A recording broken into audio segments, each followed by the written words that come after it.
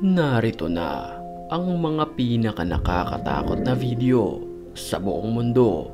At paalala, pag napanood mo to'y dapat mag-subscribe ka sa channel para hindi ka dalawin ng masamang espiritu. Kaya't kung ready ka na, ano pang hinihintay mo? Tara na!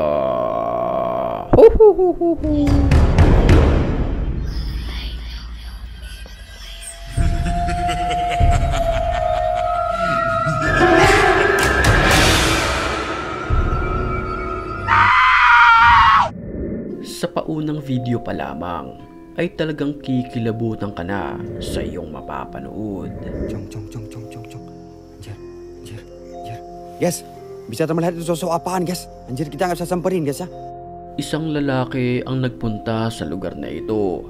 Ito ay malayo sa kabihasnan na kung saan dala niya ang isang cellphone, camera at flashlight. Bah, punten bah. Assalamualaikum bah. Assalamualaikum bah. Bah, lu mau kemana bah? Mau ngajak kami kemana bah? Bah? Sa kanyang paglalakad sa lugar, walang ano-ano'y na-videohan niya ang isang nakaputi na ito na nakatayo lamang di kalayuan mula sa kanyang kinatatayuan. Subhanallah walhamdulillah wala ilaha illallah Allahu akbar.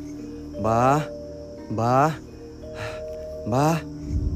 At ang pinakakapansin-pansin dito, para ba itong nakalutang sa hangin? Nakakapangilabot naman ang estatwa na ito. Habang kinukunan kasi ng video ay walang ano-ano'y bigla na lamang itong tumayo at gumalaw ng kusa.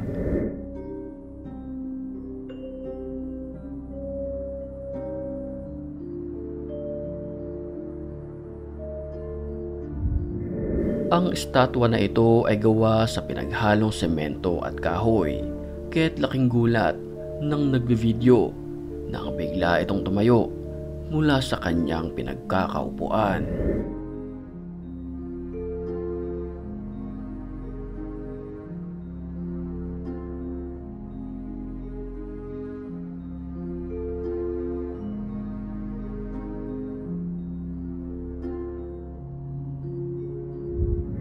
Huling-huli naman sa videong ito, ang animoy isang nakakapangilabot na muka na sumulpot na lamang sa pagitan ng mga salamin sa isang train station na ito.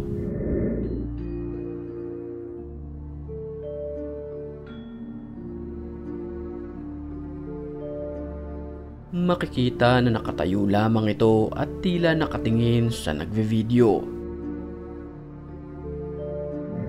At kung pagmamasdan nating mabuti ang kanyang muka, para ba itong matagal nang pumanaw dahil sa kanyang maputing muka at pangingitim ng paligid ng kanyang dalawang mata. Creepy.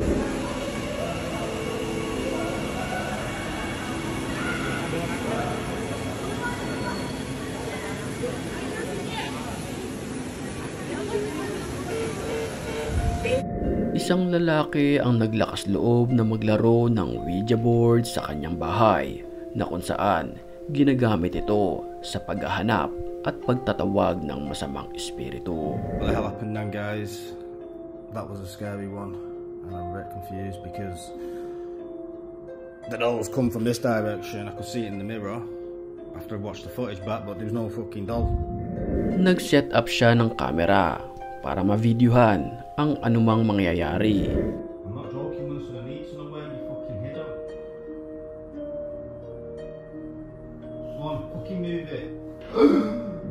Nang walang ano-ano'y parang may isang dumaan sa salamin, dahilan para ito'y mabulunan.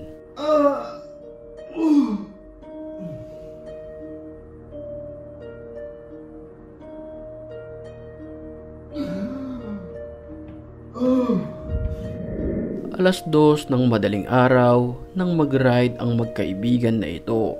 Nag-set up sila ng camera para makunan ang magagandang view sa lugar. Hey, yang seperti itu bisa dikatakan wong samar juga. Wong samar. Bisa. Pero ang dapat na masaya ay nabahiran ng kababalaghan dahil sa nakunan ng kanilang video camera. Panoorin natin. Astaghfirullahaladzim. La haula wala quwata illa billah. Sa kanilang paglalakbay ay may nadaanan na isang nakakapangilabot na nilalang. Isang nakatagilid na naglalakad ang nakunan ng kanilang kamera.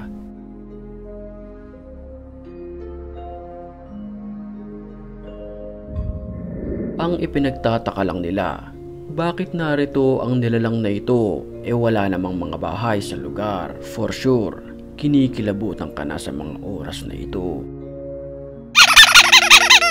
Hating gabi naman nang makunan ng video ang isang babaeng nakaputi, tila nagduduyan. Nang mapansin niya na kinukunan siya ng video ay bigla itong tumigil.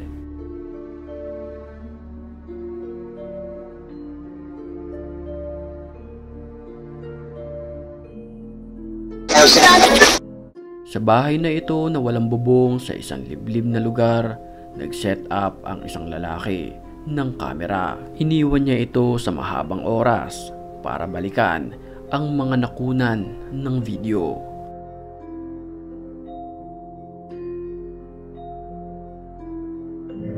Lumipas ang ilang minuto, ito ang lumabas sa kamera. Isang animoy nakakapangilabot na nilalang. Ito ay papalit-palit ng pwesto. Ang itsura nito ay puti ang kanyang muka. Itim ang paligid ng kanyang mga mata. Nakasuot ng kulay puti. At para bang may minamasdan-masdan sa paligid.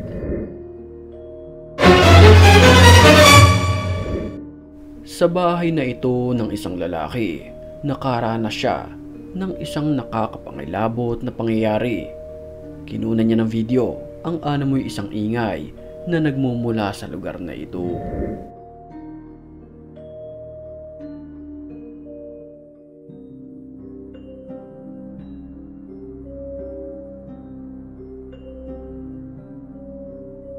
Dahil sa mga ingay, hinanap niya ito sa buong bahay.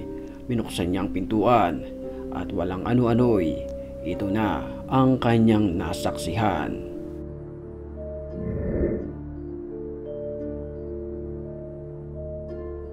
Habang siya'y nagvi-video, isang muka ang biglang sumilip sa kortina.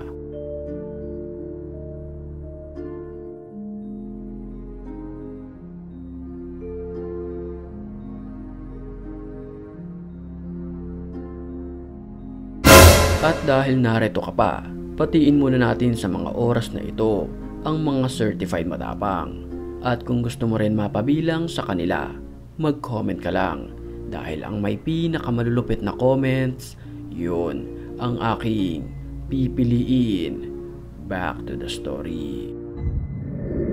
Makapanindig balahibo naman ang video ng lalaking ito. Sa mga oras kasing iyon, ay habang gumagawa siya ng video, gumamit siya ng filter na kung saan nakakadetect ito ng isang muka.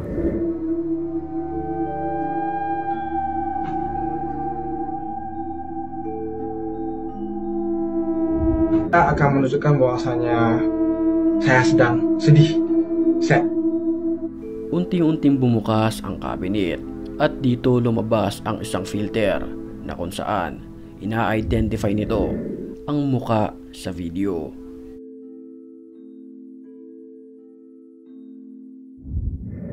Muli kong paalala, bago tayo matapos ay dapat nakasubscribe ka na sa channel para hindi ka dalawin ng masamang espiritu.